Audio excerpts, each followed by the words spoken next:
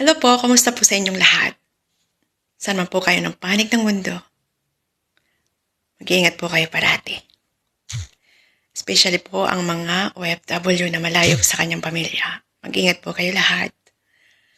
Nagpapasalamat po ako sa inyong lahat, sa lahat na nagsusuporta po sa akin na walang sawang nandyan sa aking channel. Nagsishare, nag-like, nagsusubscribe, especially sa aking mga marathon at sa aking tent lahat. Thank you so much po sa inyong lahat. Gumawa po ako isang content or about sa aking sharing, sa aking experience before akong ma-monetize. The time po nun ay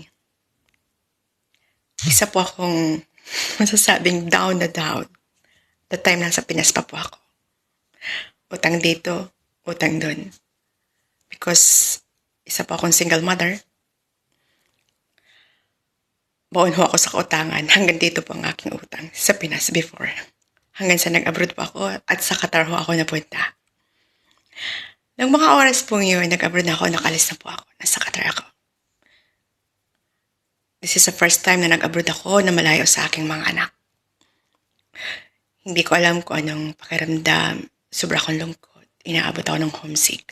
May time na nasa CR ako, nagkukulong ako, umiiyak ako. Para hindi ko sobrang mamiss sa mga anak ko, hindi ako mag-chat ng mga ilang araw.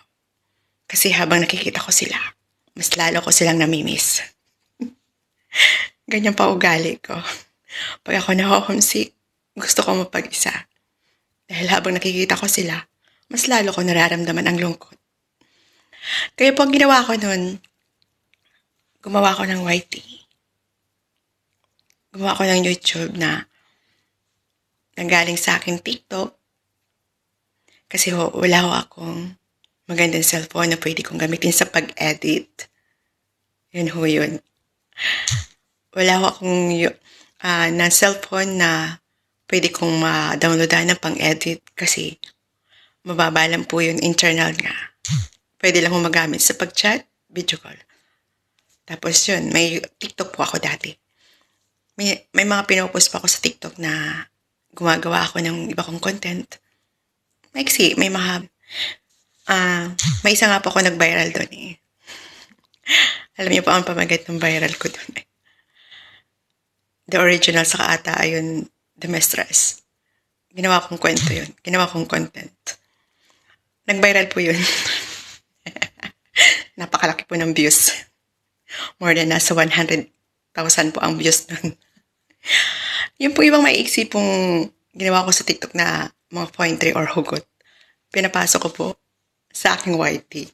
At the time kasi hindi ko inisip na kumita o monetize sa aking YT.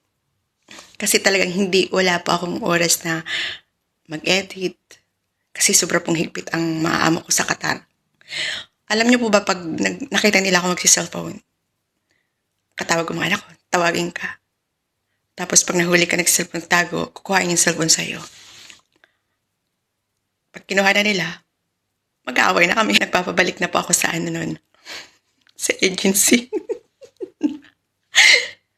O di ho ba? Ganun ho yung sitwasyon ko noon. Away dito, pabalik ako sa agency, hindi man nila ako magawang ibalik kasi magaling na po ako magtrabaho. Wala silang makuhang kagaya ko nang aaway ako ng amo. Ang lakas ng loob. Ayan po yun, in katotohanan nun. Hanggang sa dumating yung oras na nalilibang na ako pag YouTube ko. Pero hindi ko iniisip na kumita. Hanggang sa dumating na may nakita ko sa TikTok, i-share ko sa YT. Nagkaroon ako ng strike. Maybe my YouTube ko nun ay nasa 4 months ago pa lang. 4 months ko pa lang nagagawa siya, nagkaroon siya ng strike. Tapos sa isip ko, I don't care. Hindi naman ako talaga magwa-YT kasi hindi naman ako vlogger. Sabi kong ganyan.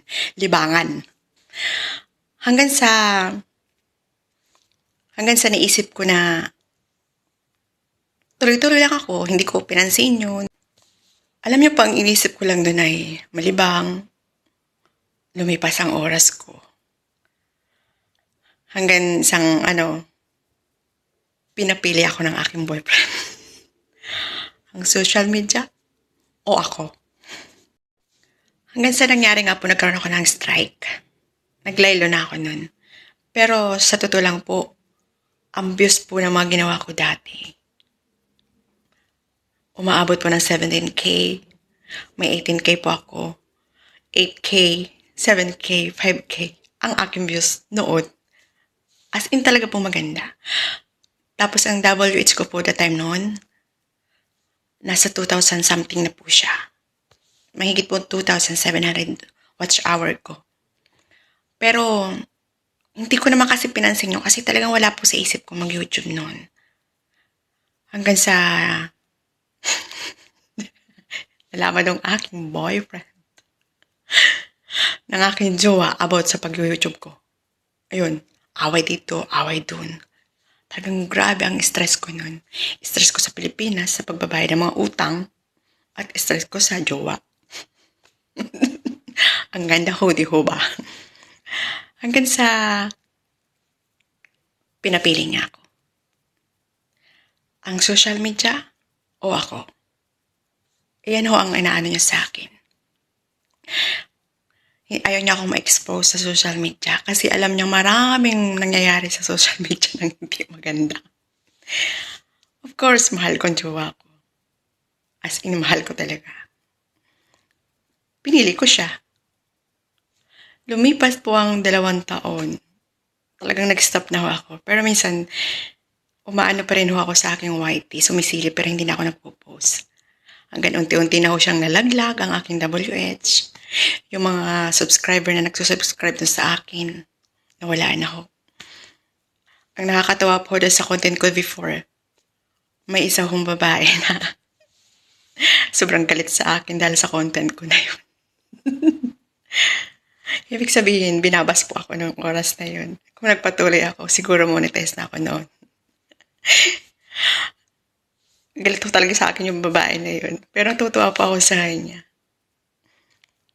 Kasi, nai-express niya yung nararamdaman niya doon sa ginawa kong content. It means, pumapasok sa puso, no? Naka-subscribe sa akin, na sumusubaybay, yung nagbabasa sa akin, na tago sa puso yung ginawa ko noon. Hanggang sa dumating na po ngayon, pinili ko ang jowa ko kasi sa pagwa-YT. Nalaglag siya. After 2 years na yun, wala lang. Hanggang sa nakauwi ako ng Pilipinas. Hindi na ako nag-YouTube. Tapos, nung nakarating ako dito sa Dubai, muli akong bumalik. Sa pagwa-YT. Minsan, sulat ako ng maiksi. Tapos, yun, pinopost ko, pero as in, hindi pa rin ako active. Wala pa rin ako sa akin yun kasi natatakot ako dun sa strike. Hindi ko alam kung paano ko gawin. Hanggang tuloy pa rin ako kasi nag-i-email minsan sa akin si YT about dun sa strike ko. Naisipan kong pag-aralan kung ano ang dapat kong gawin sa strike para mawala. Kasi sayang. Hanggang sa dumating may nakilala ako na tinulungan akong ipasok sa isang GC. Yun aking first family. Or first team ko po sa akin yung YT. Tinulungan nila ako. Piniplay nila ako. Pero hindi pa rin ako nag-focus nun. Hanggang umalis uli ako dun sa GC. Sa GC namin. Tumalon ako kasi madalas po namin pinag-aawayan ng lahat. Ang TikTok, ang YT. Tapos pangita ko lagi naka-online. Ganyan ako dati.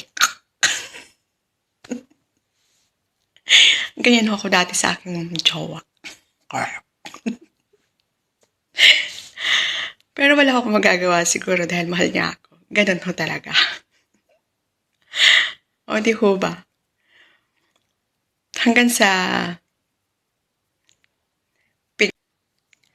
Hanggang po naisipan ko uli na mag-YT na. Pero hindi ho madalas. Paminsan-minsan lang. Yun nga ho, bumalik ulit ako sa GC, nagpa-add ako. Sila na yung tumulong sa akin para unti-unti kong iano ang aking YT. Hanggang sa yun, pinag-aralan ko ng lahat. Hindi naman po lahat kasi marami pa akong walang alam sa pag-YouTube. Pinag-aralan ko yun about sa aking strike. ginawa ni Whitey sa akin. Na-report ko po yun about sa strike ko kasi dinilit na po ni Whitey yun. Tawag po niya doon ay pambubuli kasi pig-share ko lang yun pero hindi content yun. Hindi content ng TikTok yun. Saka yun mga ibang tawag nito, yung ibang mga video ko before nag-inedit ko from the TikTok may logo. That time kasi nun wala lang po para sa akin. Hanggang sa nag-email si Whitey sa akin. Niya ako dun sa, yun, may question po siya, maybe 9 ata na question yun, sinagutan ko lahat. Kung ano ang community guidance, kung ano ang patakaran ng isang Whitey, kung magbablogger ako. Hanggang naipasa ko po yun, nasagutan ko siya lahat. At after 2 weeks, nang makita ko wala na po yung strike sa aking wall sa Whitey. Doon ako nagsimulang paunti-unti nagawa ng video, ng content kasi nakabili na pa ako ng medyo mamahalin na cellphone. Kasi natapos na pang utang ko sa Pilipinas, more than 100,000. Ang laki po ng utang ko, ano? Sa inuhulugan ko pong sasakyan dati nun. Kaso lang nahila rin ng bangko dahil sa pandemic. At saka, ang ex-husband ko nagloko ng ABS po siya. Channel. Ayan po, balik po tayo sa topic sa Whitey. Na-share ko na po lahat ng buhay ko ata. Hindi naman lahat. Just only my experience. Hanggang sa yun nga po, bumalik na ako sa pag-Whitey. Na po ako, nagpe-primer na ako, nagpo-post na ako. Hanggang sa unti-unti na po nag-ano yung WH ko. Tapos yung mga sa Team First Family ko po, piniplay po nila ako. Hanggang sa may isa pong nag-ano sa akin na, atang ito, inad ako sa isang GC. Sa Team Strawberry. Kay Sis Vine Legaspi. Yun. Inad niya ako doon. Nag-start na ako doon. Hanggang sa may mga nakilala na ako, inad ako sa ibang GC, sa ibang team. Nakakatawa po kasi yun po ang laking tulong noon. Not only my first family, kahit hanggang may mga ibang team na ako, na may maintain po yung first family ko sa Team Puso. Ang pagpe-play po sa akin. Kaya sa totoo lang po, ang social media hindi lang natin makukuha ang sa ganitong bagay na may makukuha po kayong totoong kaibigan.